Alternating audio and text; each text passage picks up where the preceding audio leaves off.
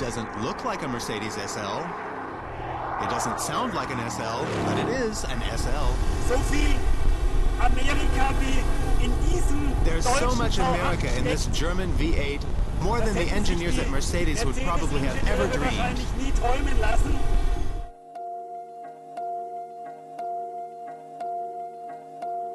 You can hardly recognize this car as a Mercedes. The men responsible for this car are Henrik Fisker and Bernhard Köhler.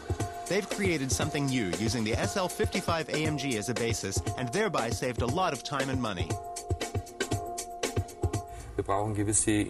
Some of the engineering work has already been done, but despite that, the designer can still be creative with the car, as long as he keeps things within certain limits.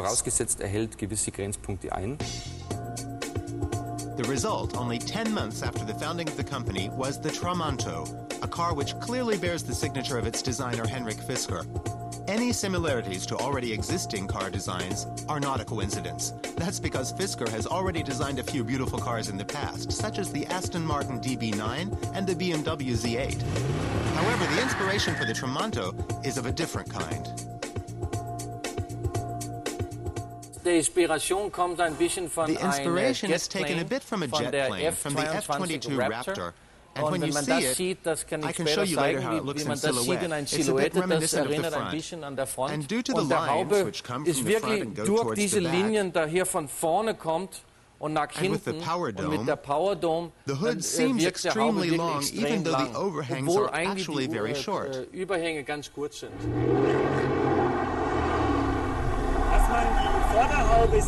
Being able to see the front of the hood and the power dome, that helps tremendously when trying to find your ideal line in the curves. The car is a real curve carver. It's not made for the serpentine hairpins. In other words, it really wants to be driven smoothly through the curves instead of being squeezed around tight bends.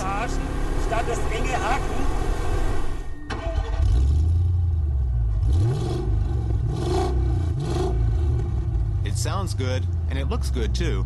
The supercharged V8 engine was reworked by Danish tuner Kleemann. The 5.5-liter power plant is now said to make 610 horsepower. The fun factor is obviously high. We're putting the hammer down on this big American brute. The sound reverberates back at you from the mountains. The echo is wonderful. Now, we brake into the curve and then exit. Ride the wave of torque. Put it in the next gear and man, that'll really open your ears. Da gehen einem die Ohren auf.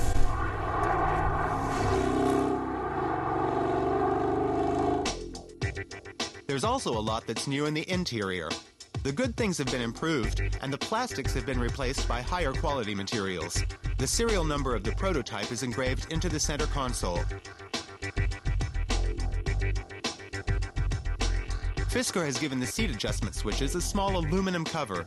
Everything that the driver touches, everything that makes up the interface between man and machine, has been given special attention. Wir haben die Pedale überarbeitet für das Lenkrad. Wir haben also nicht mehr diesen Knopf, den man teilweise auch etwas suchen muss, sondern wir haben neue Pedale, man kann es sehen hier auch mit Up and Down. New pedals you can see here with up and down. Auf der On the Rückseite back sehen wir side we have a also auch ein slightly leicht molded design, so there's even a place for your hand dass eben auch inside the dann die vehicle. Hand einen Platz findet im Fahrzeug. Here on the inside, the leather feels alive when you touch it. It really feels like an animal skin. It's not some kind of plasticky covering. It's really fun to feel it and to look at. All around, it's something for the heart.